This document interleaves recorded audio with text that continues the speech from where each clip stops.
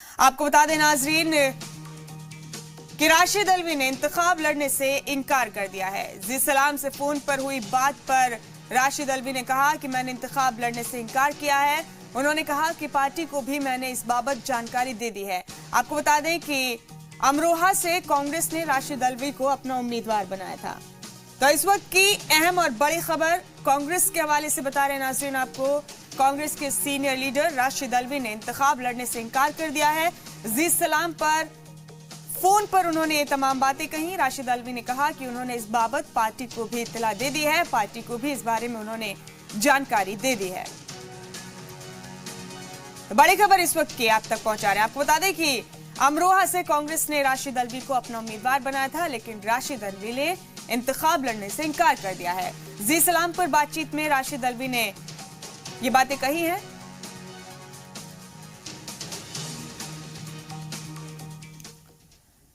और इसी के साथ एक और बड़ी खबर का रुख करेंगे। यहाँ पर ऑल इंडिया मुस्लिम मजलिस मशावरत ने कांग्रेस वर्किंग कमेटी से अपील की है, अमरोहा सीट से अपना उम्मीदवार वापस ले कांग्रेस और दानिश अली को आगे करके लड़ा जाए इंतखाब।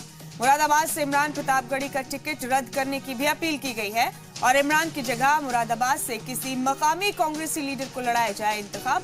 ऑल इंडिया मुस्लिम मजलिस मशावरत ने शक जताया है कि कांग्रेस के यूपी में कई सीटों पर लिए जा रहे फैसलों से बीजेपी को ही फायदा हो सकता है।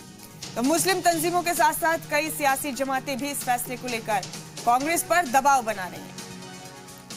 तो एक और अहम खबर आम इंतखाबात के हवाले से आपको बता रहे हैं। ऑल इंडिया मुस्लिम मजलिस मशावरत ने शक जताया है कि जिस तरह से कांग्रेस ने अपनी कई सीटों पर उम्मीदवार उतारने का फैसला लिया है, वो फैसला कांग्रेस के लिए कम फायदेमंद साबित होगा, जबकि वो फैसला बीजेपी को ज्यादा फायदे पहुंचाएगा।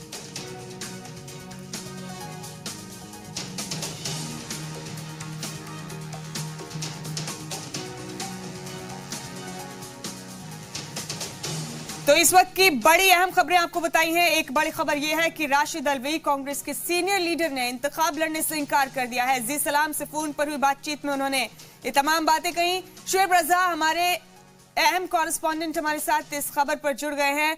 शुएब, जी सलाम से बातचीत में राशिद अल्वी ने कहा है कि वो इंतखाब नहीं लड़ेंगे। अमरोहा से कांग्रेस ने उन्हें उम्मीदवार बनाया था। शुएब, क्यों इनकार कर रहे हैं राशिद अल्वी इंतखाबी मैदान में आने से? देखिए मुमताज, दो चीजें हैं जो उत्तर प्रदेश की सियासत में इन दिनों देखने को मिल रही है कि बसपा, सपा और कांग्रेस का इत्तेहाद नहीं हुआ, सिर्फ बसपा और समाजवादी पार्टी और आलोद का हुआ।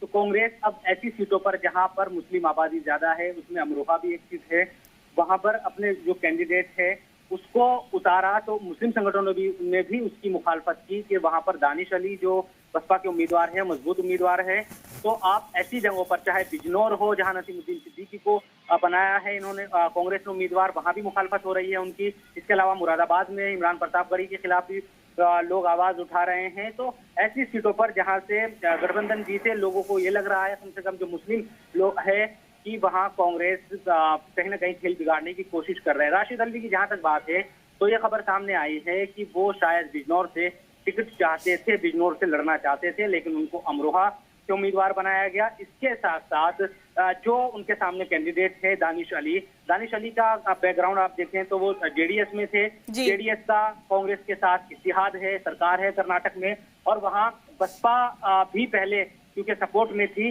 तो उसके बाद जब ये दानिश अली बसपा में आए, उत्तर प्रदेश में शामिल हुए चुनाव लड़ने के लिए भी, तो उस वक्त भी जो कुमारा स्वामी है सीएम, उनकी तरफ से ट्वीट आया था कि हमने ही दानिश अली को भेजा है।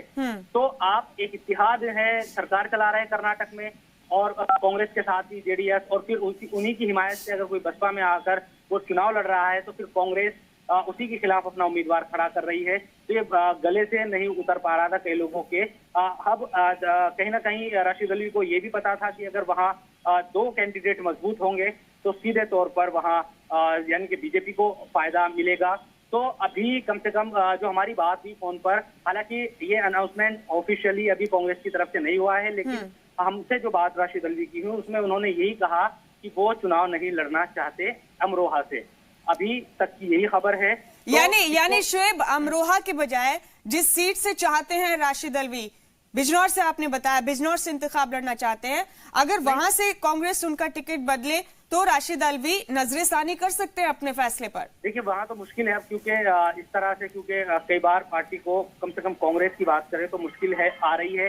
मुरादाबाद से पहले राजबब्बर का नाम का ऐलान हुआ, लेकिन वो फतेहपुर सीकरी गए, वहां से इमरान प्रतापगढ़ी को दिया गया। अब बिजनौर में क्योंकि नसीमुद्दीन सिद्दीकी को टिकट दे दिया है कांग्रेस ने, तो वहां से उनको नहीं हटाया जाएगा।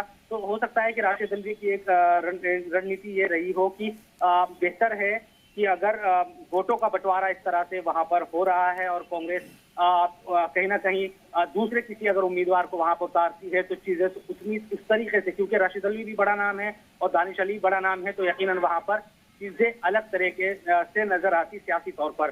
तो अभी पूरी तरह से जब कांग्रेस की तरफ से अब हो सकता है कि आज इसका अनाउंसमेंट किया जाए कि राशिद अल्वी चुनाव क्यों नहीं वहां से लड़ना चाहते, क्या उनकी वजह रहेगी। राशिद अल्वी ने साफ कहा है कि वो चुनाव वहां से शुएब, एक और चीज जानना चाहते हैं आपसे, जो अलग अलग मुस्लिम तंजीमें हैं और कई सियासी जमातें भी ऐसी हैं जो नहीं चाहते कि बीजेपी वापस इक्तदार में वापसी करे। शुएब, उन तमाम लोगों ने कांग्रेस के कई फैसलों की मुखालफत की है, जिनमें से मुरादाबाद की भी एक सीट है।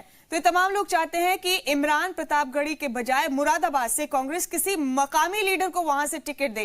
इस इक्वेशन को समझना चाहते हैं शुएब। हम ऑल इंडिया मजलिस, जो मुस्लिम मजलिस मशावरत है, उसकी तरफ से कांग्रेस से अपील की गई है। आज भी ट्वीट भी किया है उनके चेयरमैन ने, नवीद हामिद ने, और राहुल गांधी को भी ट्वीट टैग किया है और ये कहा है कि आप इमरान प्रतापगढ़ी की जगह किसी स्थान में जो मकामी कांग्रेसी नेता है उनको टिकट दे तो बेहतर होगा।